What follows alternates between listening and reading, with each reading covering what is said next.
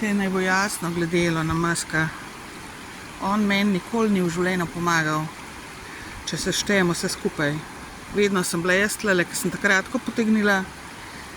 Vedno je on mene izkoriščal in me še izkorišča. In on se zdaj tega začel zavedati, ne? In zato dela vse, da se me znebi. On nima nobenega namena meni dejansko pomagati, kakor trdi, kakor je meni napisal, kakor sva se zgovarjala že, ne vem, nekaj let nazaj.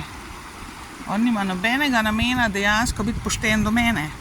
In vidim, da podkuplja tlele ljudi v Sloveniji proti meni, da jih psihično jih kako bi rekla, obrača proti meni, se pravi, nasedajo na njegove laži, da sem to pa on pa tret pa četrta, ne. On vedno samo sebe gleda v končni fazi, vedno v vsake situacije mora potegniti to, da je zanj v redu, ne za druge. In nikoli ni bil pošten do zdaj in vem, da nima namena biti.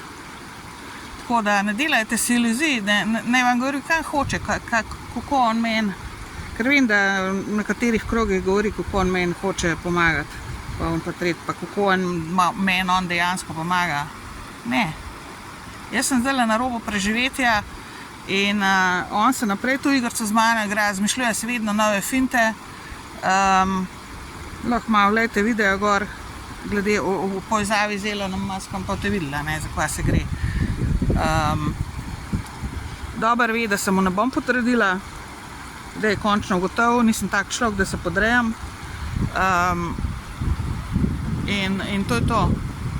Ali enakovredni odnosi ali pa nič. Ali enakovredno ali pa nič. In pri njemu, jaz vem, meni je zdaj jasno že 10 let, da skoraj 10 let bom rekla, da on ne bo nikoli pošten. Do mene ne. Navzven lahko zgleda, kar hoče, tudi do drugih ni poštena, ne. Samo največ je pa meni škoda naredil v življenju v bistvu.